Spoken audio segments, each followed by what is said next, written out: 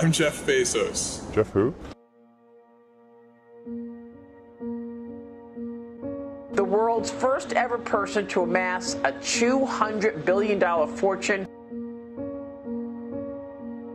You can choose a life of ease and comfort, or you can choose a life of service and adventure. Which one of those, when you're 90 years old, are you going to be more proud of? It's easy to have ideas. It's very hard to turn an idea into a successful product. There are a lot of steps in between, and it takes persistence, relentlessness.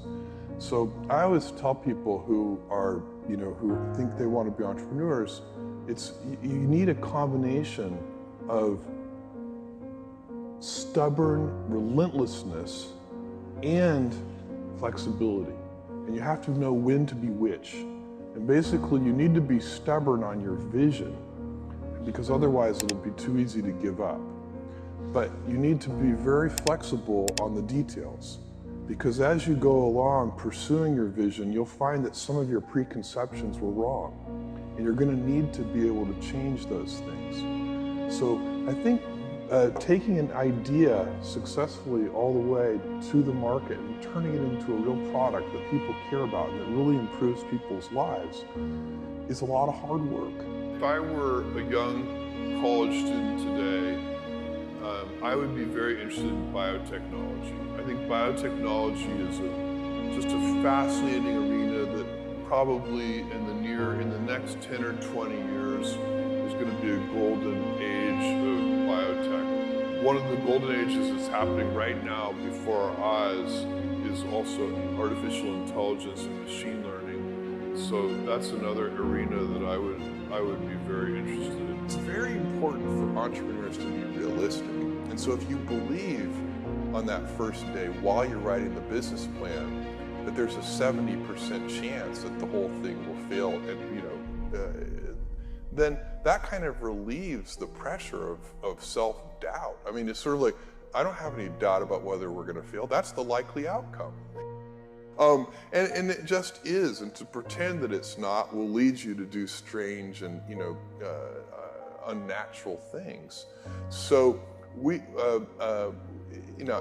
and what you do with those early investment dollars, so if you have $300,000 and then you have $1 million, what you do with those early precious capital resources is you go about systematically trying to eliminate risk. So you pick whatever you think the biggest problems are, and you try to eliminate them one at a time. And that's how small companies get a little bit bigger, and then a little bit bigger, and a little bit bigger, until finally, at a certain stage, you reach a transition where the company has more control over its future destiny. This is very important for anybody who's going to start a company or market an invention to understand, is that brands for companies are like reputations for people. And reputations are hard-earned and easily lost. So the most important intellectual property that a company can have is, for us, it's Amazon. It's that name, but what it stands for. We've worked very hard to earn trust. You can't ask for trust. You just have to do it the hard way, one step at a time. You make a promise and then fulfill the promise. You say, we'll deliver this to you tomorrow, and then you actually deliver it tomorrow. And if you do that over and over again, then ultimately you can instill your company's name with a reputation. And that's, I think, sometimes people talk about brands in this very amorphous way, but for me, I like to think of it as a person. And what is the reputation that that person has, and how have they earned that reputation? Everything I've ever done has started small. Amazon started with a couple of people, and Blue Origin started with 5 people, and the budget of Blue Origin was very, very small. Now the budget of Blue Origin approaches $1 billion a year, and next year it'll be more than $1 billion. And Amazon, who literally was 10 people, today it's 500,000 people, but it's hard to remember for you guys, but for me, it's like yesterday I was driving the packages to the post office myself and hoping one day we could afford a forklift. And so for me, I've seen small things get big, and it's part of this day one mentality. I like treating things as if they're small. You know, Amazon, even though it is a large company, I wanted to have the heart and spirit of a small one. I often tell people that I work with, if you can get, because people have very high standards for how they want their work life to be. And I said, look, if you can get your work life to be where you enjoy half of it, that is a home, that is amazing, because very few people ever achieve that. Because the truth is, everything comes with overhead. That's reality. Everything comes with pieces that you don't like.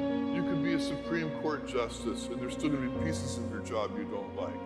You can be a university professor and it's still gonna be, you have to go to committee meetings and you have to do things. You know, every job comes with pieces you don't like. And we need to say, that's just how, that's part of it.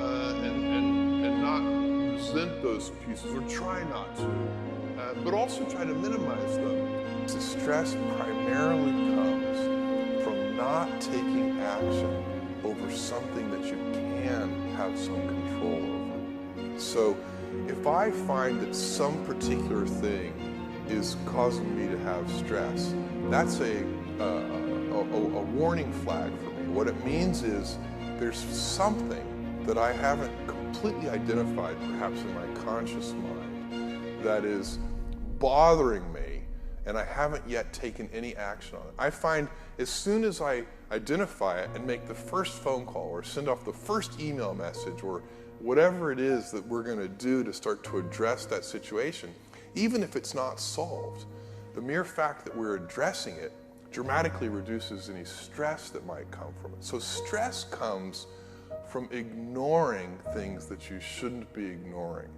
I think in large part. So stress doesn't come, people get stress wrong all the time, in my opinion. Stress doesn't come from hard work, for example. You know, you can be working incredibly hard and loving it. And likewise, you can be out of work and incredibly stressed over that. So, and likewise, if you kind of use that as an analogy for what I was just talking about, if you're out of work, but you're going through, a disciplined approach of, a series of job interviews and so on, and working to remedy that situation, you're going to be a lot less stressed than if you're just worrying about it and doing nothing. A young person should find something that they're passionate about to do. And that's not going to surprise anyone. It's a clear thing to do. It's very hard.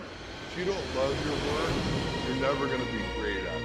And I think people don't dislike hard work. What people dislike is being out of control. Like, they can't control their life. They can't control their environment. This happens to me when I get overscheduled.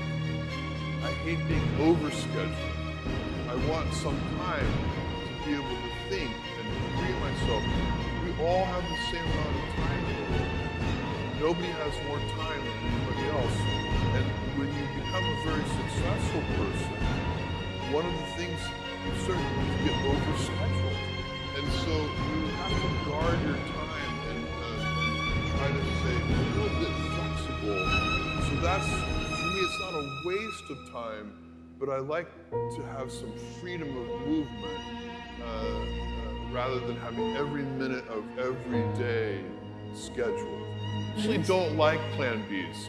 I find plan Bs they defocus you from plan A. Plan B should always be make plan A work.